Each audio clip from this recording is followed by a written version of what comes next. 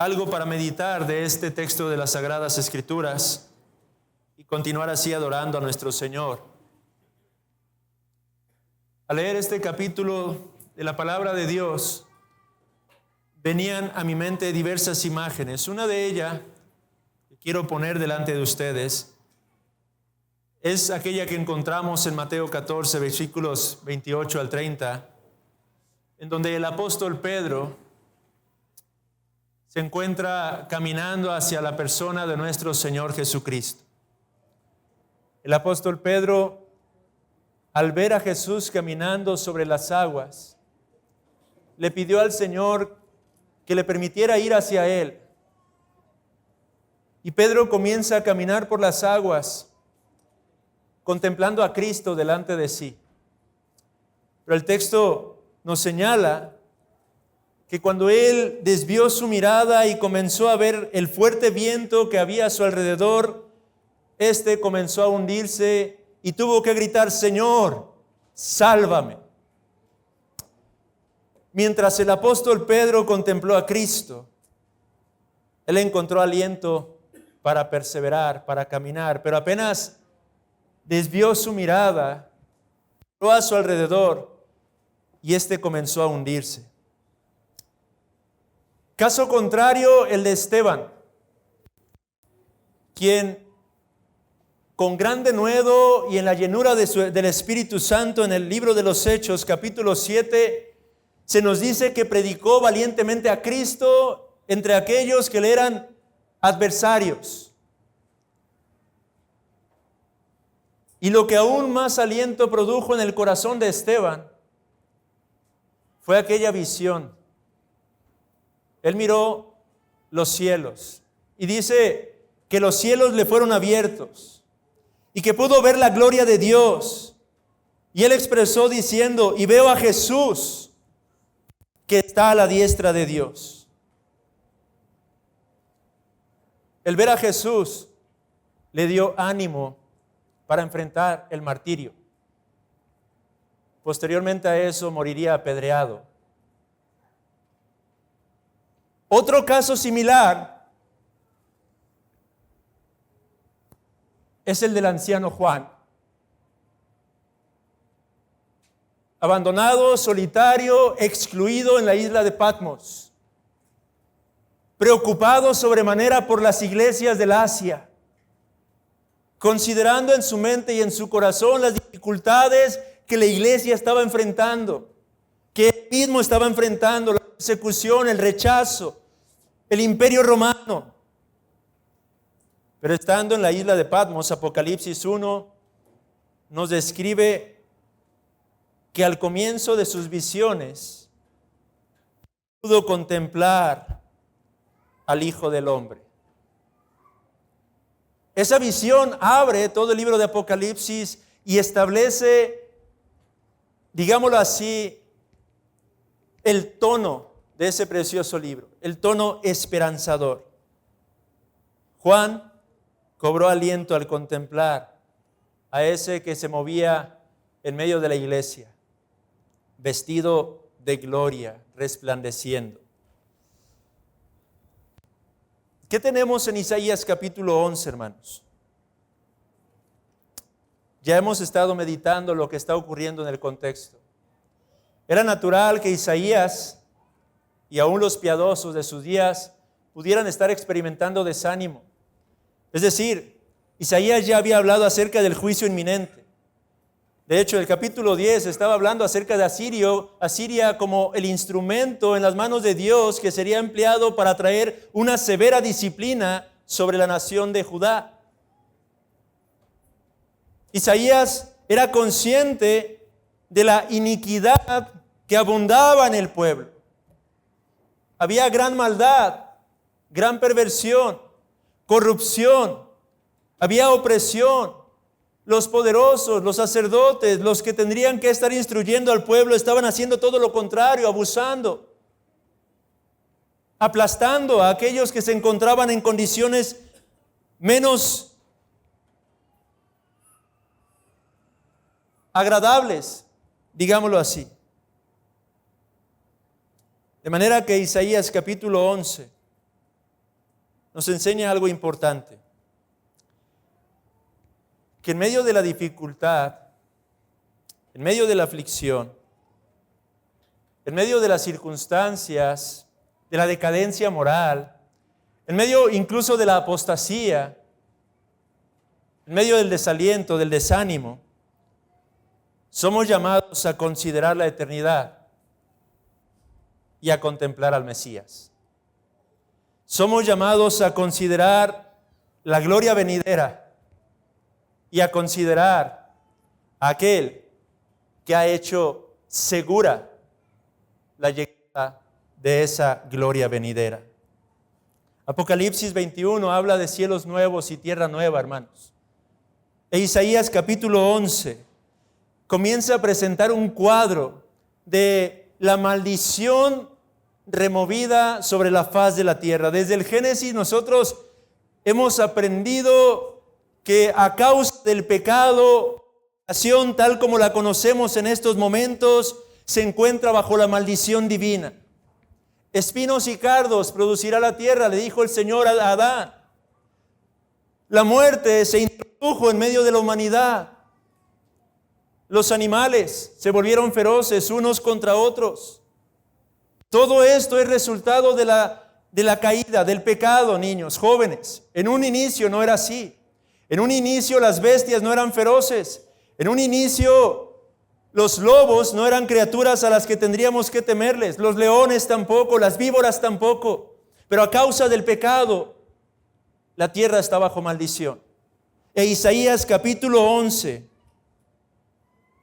comienza a describir la restauración del paraíso, hermanos. Este es el sentido, el propósito de todo este simbolismo. Isaías 11 nos narra y nos dice que el lobo ahora moraría con el cordero, que el leopardo habitaría juntamente con el cabrito, que el becerro estaría tranquilamente juntamente con el león y que un niño sería quien los pastorearía, los apacentaría, hablando de la autoridad que aún el hombre poseerá en la nueva creación, hermanos. La vaca y la osa y el león, dice el texto, comerá paja. Ya no más devorará a otras criaturas.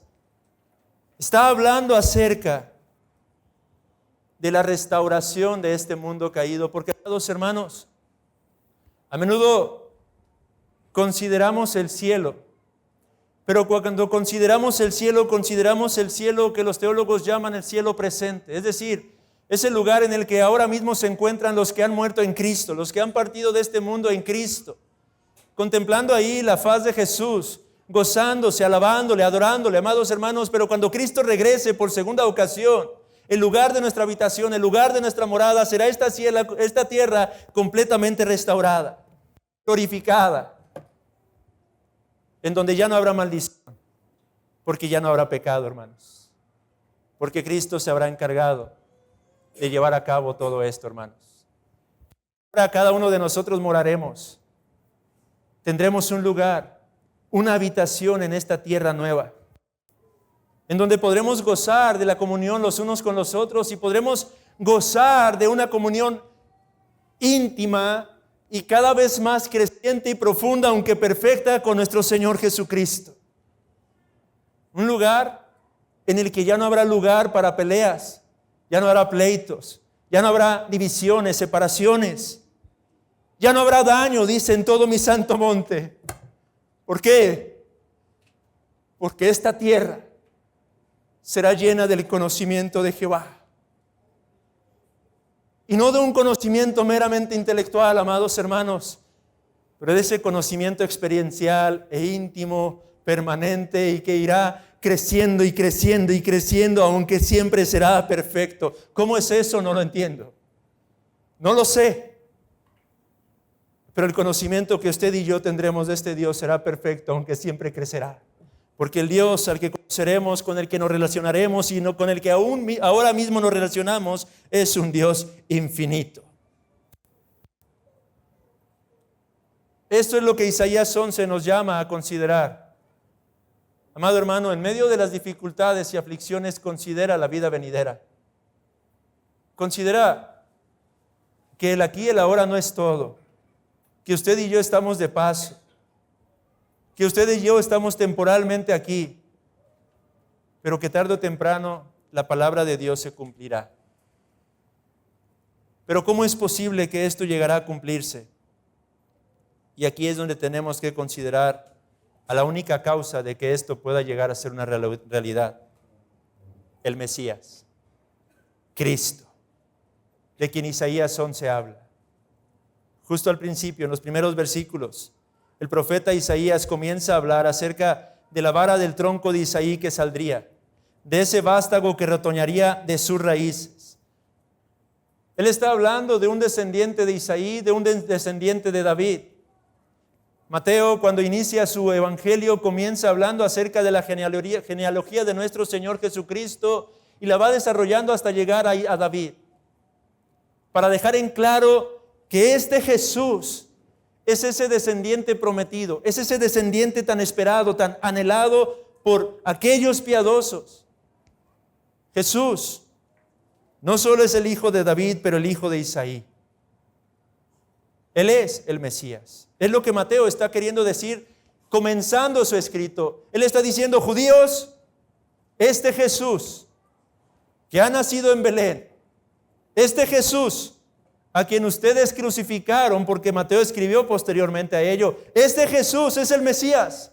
Este Jesús fue aquel de quien habló Isaías. Este Jesús es el ungido, aquel en quien habitaría o moraría la plenitud del Espíritu Santo. Porque observen versículo 2: reposará sobre él el Espíritu de Jehová, Espíritu de sabiduría y de inteligencia, Espíritu de consejo y de poder, Espíritu de conocimiento y de temor de Jehová. 7 veces se habla acerca del Espíritu obrando en la persona de nuestro Señor Jesucristo.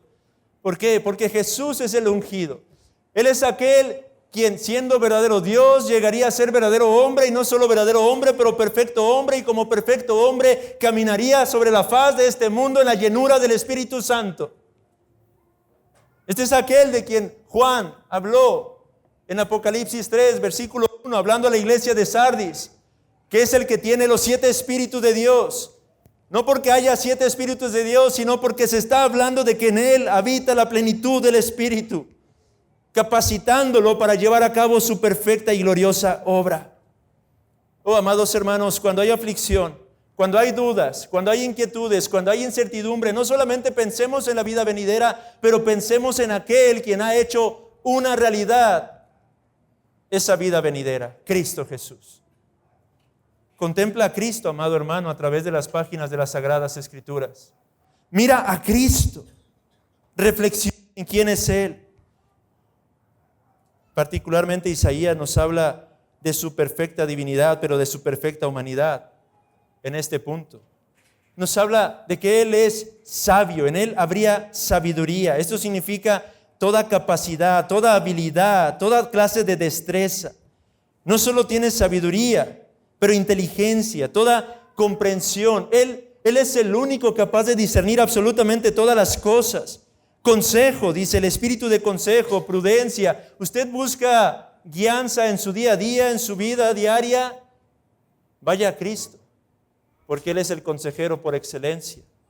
Todo poder, valor, valentía, fuerza, todo conocimiento se refiere a la absoluta percepción de todas las cosas.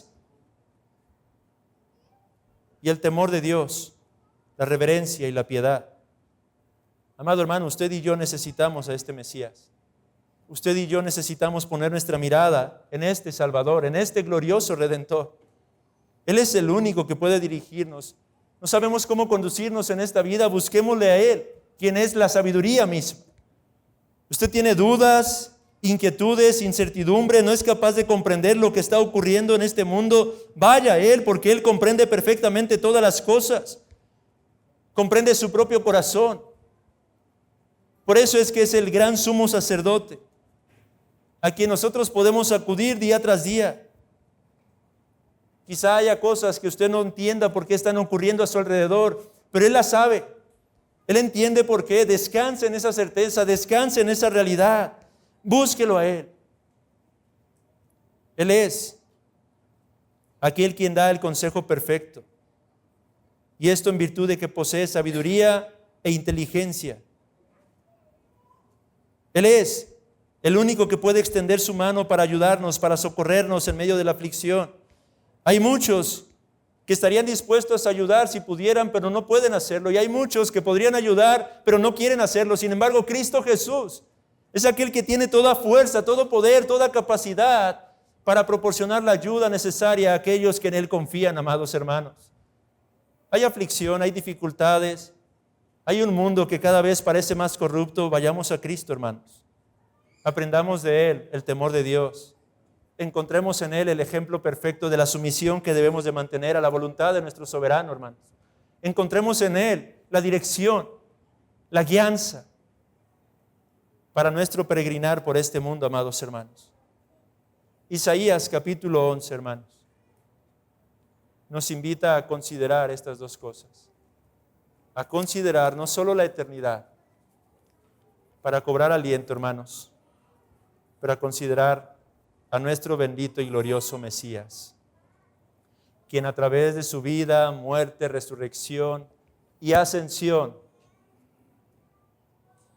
ha traído a su inauguración esta nueva tierra. Es cierto, usted y yo ahora mismo no podemos ver todavía los efectos en el pleno sentido de la palabra, pero ya podemos experimentar los efectos en nuestros propios corazones.